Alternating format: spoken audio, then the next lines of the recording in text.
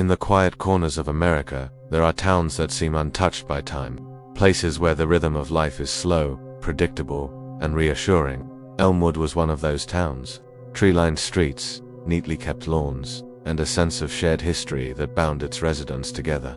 It was a place where people felt safe, a place where doors were often left unlocked. And in the heart of this idyllic community, on a street just like any other, lived Arthur.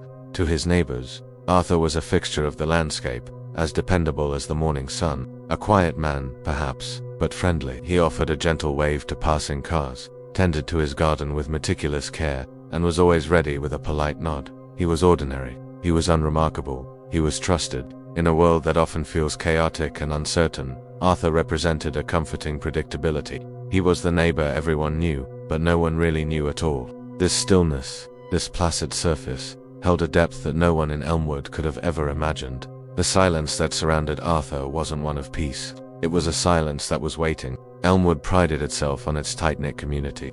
It was the kind of town where block parties were a summer tradition and neighbors borrowed cups of sugar without a second thought. People knew each other's children, their pets, their daily routines. This wasn't just a collection of houses. It was a network of trust, woven over decades of shared experiences. In this environment, privacy was respected, but secrets were rare, or so they thought. Arthur fit into this tapestry seamlessly. He had lived in the same modest house for over 20 years. He was a retired accountant, a man who lived by routine and order. His life appeared to be an open book, albeit a rather dull one. He participated in the annual town cleanup, donated to local charities, and his home was always perfectly maintained. He was part of the background, a constant presence that blended into the collective sense of normalcy. He was invisible in plain sight. This ability to be seen but not noticed was his greatest skill.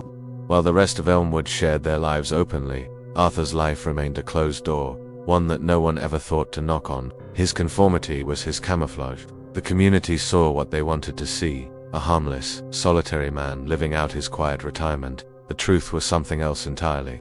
With the benefit of hindsight, the signs were there. Small, almost imperceptible cracks in the facade of his ordinary life. They were easy to dismiss at the time, isolated incidents that seemed odd but not alarming. There was the mail carrier who noted that Arthur received large, heavy crates on a regular basis, always delivered to the back of the house, away from prying eyes. He would always insist on carrying them inside himself, politely declining any offer of help. Some nights, a faint, rhythmic sound would emanate from his basement, a low, persistent thudding. A neighbor next door once asked him about it, joking about late-night woodworking projects. Arthur had simply smiled, explaining it was an old, faulty water pump he needed to get fixed. The explanation was plausible, and the topic was dropped. His routines also became more rigid.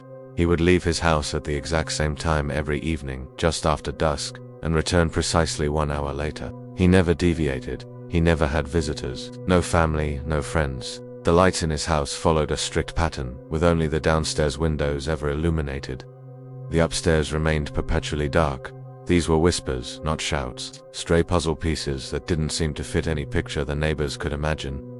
Each observation, on its own, meant nothing. A man who valued his privacy, an old house with its quirks, an eccentric but harmless routine, in a community built on trust. Suspicion is a foreign language. The residents of Elmwood chose to believe in the simple, comfortable reality they had constructed. They saw a quiet neighbor, and they looked away. It was easier than confronting the unsettling feeling that something, just beneath the surface, was deeply wrong. The autumn air grew colder, the days shorter, the comfortable rhythm of Elmwood continued, but the strange details surrounding Arthur's house began to coalesce, forming a quiet, unspoken unease. It wasn't one single event that broke the spell, but a slow, creeping dread. A foul chemical odor began to linger in the air on humid nights, a smell that clung to the back of the throat. Arthur explained it away as an issue with his septic system.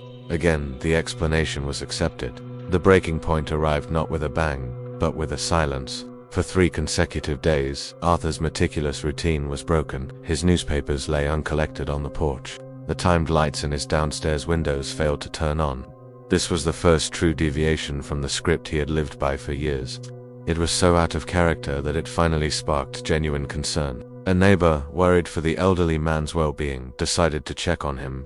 After repeated knocks went unanswered, he peered through a ground floor window. What he saw was unremarkable: a tidy living room, everything in its place. But a door leading to the basement, usually closed, was slightly ajar. Driven by a nagging sense of duty and a flicker of fear, the neighbor called the police for a wellness check. When the officers arrived, they found the back door unlocked. The house was cold and silent. The air was thick with the same strange, chemical smell, now much stronger. They moved through the sterile, impersonal rooms. Nothing was out of place. It was a house, but it didn't feel like a home. Then they opened the basement door. The stairs creaked under their weight as they descended into the darkness. The smell was overpowering here. At the bottom of the stairs, a single, bare bulb cast long, distorted shadows across the concrete floor. The room was not for storage. It was not a workshop. It was a laboratory of horrors: soundproofed walls, a reinforced steel door on a small, windowless room in the corner, surgical tools laid out with chilling precision, and photographs. Dozens of them, pinned to a corkboard documenting a secret life of unimaginable cruelty. The truth of what Arthur had been doing in his quiet suburban home was finally, brutally, revealed. The shockwave that hit Elmwood was seismic. The foundation of the town, its very identity, was shattered. Trust, the currency upon which their community was built, became worthless overnight. The news spread like a contagion, transforming a peaceful neighborhood into a landscape of fear and disbelief. The house, once a symbol of quiet normalcy, now stood as a monument to a monstrous deception. Police tape cordoned it off, a stark yellow line separating the known world from the nightmare that had been living within it.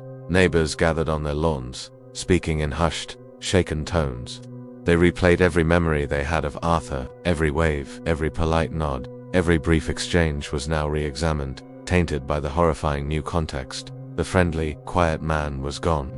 In his place was a predator who had worn the skin of a neighbor. The rhythmic thudding from the basement was no longer an old water pump. The chemical smells were not from a faulty septic tank. Every lie, once so easily accepted, was now a source of deep, personal shame. How could they not have known? How could they have lived alongside such darkness and remained so blind? The fear was not just of Arthur, but of their own failed perception. The safety they had taken for granted was an illusion. The evil they thought only existed in distant cities and on late-night news reports had been their neighbor. Evil is not always a shadowy figure lurking in a dark alley. It doesn't always announce itself with a roar. Sometimes it is quiet, it is patient, it is methodical, it smiles and waves. It tends to its garden. It lives in a nice house on a peaceful street. It relies on our trust, our comfort with the familiar, and our unwillingness to look too closely. The most terrifying monsters are not those that hide in the darkness, but those that walk among us in the light, completely unseen. They are the ones who prove that the greatest horror may not be what lies in the shadows, but what lives right next door. In the quiet heartland of America, where life unfolds at a gentle pace, lies the town of Maple Creek. Streets are lined with identical houses, each with a neatly manicured lawn.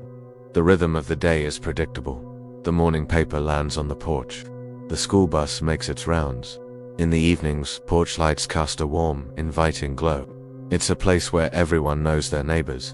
A place built on trust. Here, in this portrait of suburban tranquility, lived Arthur to his neighbors. He was just another familiar face. A quiet man, always polite, always ready with a gentle nod or a simple wave. He was part of the neighborhood's fabric, as unremarkable and dependable as the mailman or the changing seasons. Arthur kept to himself, but in a town like Maple Creek, that wasn't unusual. Privacy was respected.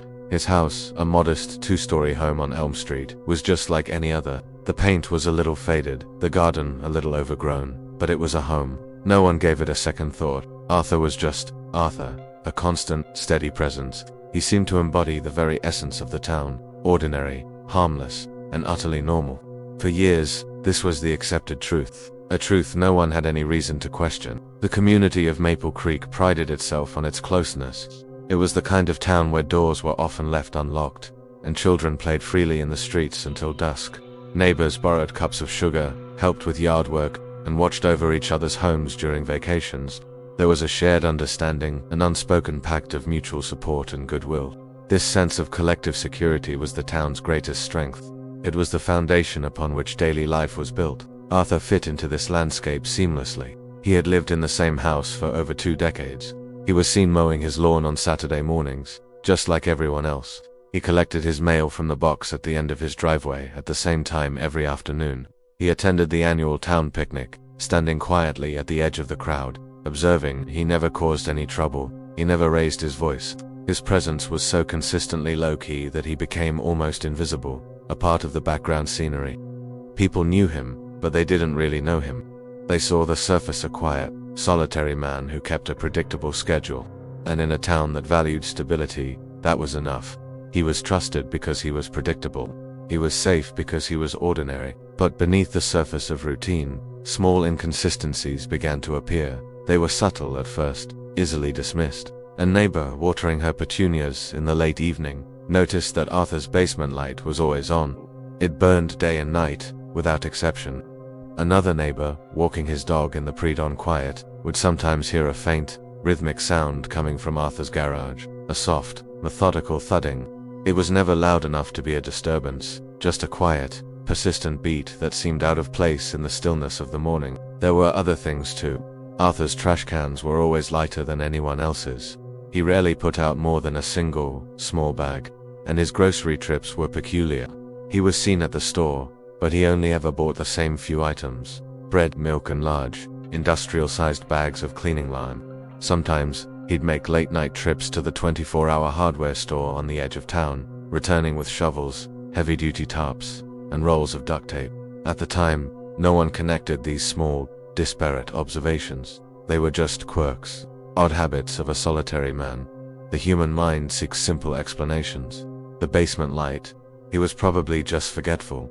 The strange sounds, a hobby, perhaps woodworking, maybe. Each strange detail was compartmentalized, explained away, and ultimately ignored. It was easier to believe that Arthur was just eccentric than to consider any other possibility.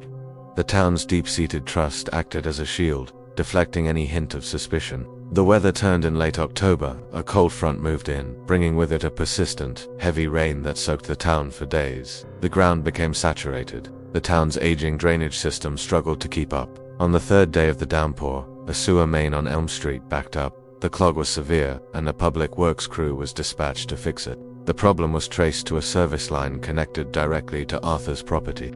To clear the blockage, the crew needed access to a cleanout pipe in his basement. It was a routine request.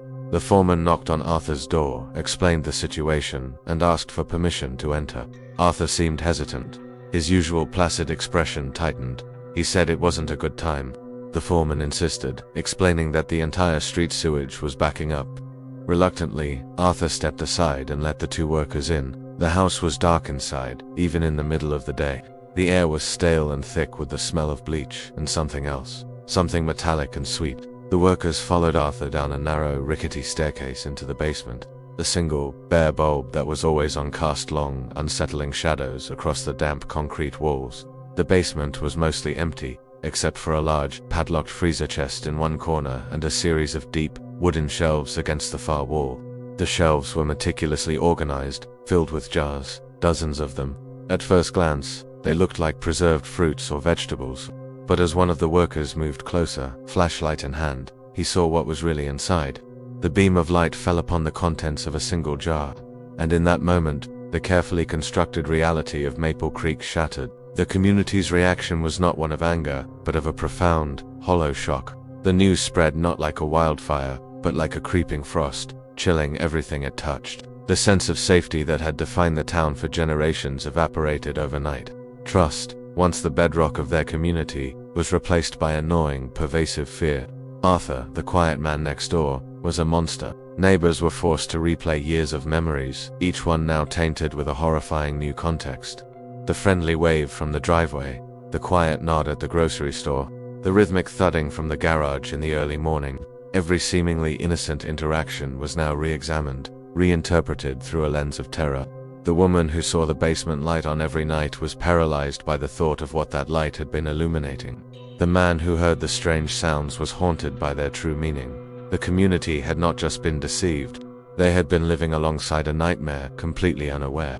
The house on Elm Street, once just another home, became a monument to their own blindness, a dark landmark on a street that had, until now, only known peace. We build walls around our lives, both literal and metaphorical. We believe that evil has a certain look, a certain sound. We expect it to announce itself with a crash of thunder, to lurk in the shadows and dark alleys. We comfort ourselves